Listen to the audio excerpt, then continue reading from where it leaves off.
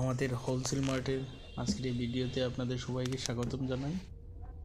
আমাদের এখানে হোলসেল রেটে পেয়ে যাবেন টেডি তৈরি করা হয়। দেখুন, এই টেডির সব জিনিস এখানে রাখা আছে। আপনারা এখানে হোলসেল রেটে টেডি পেয়ে যাবেন।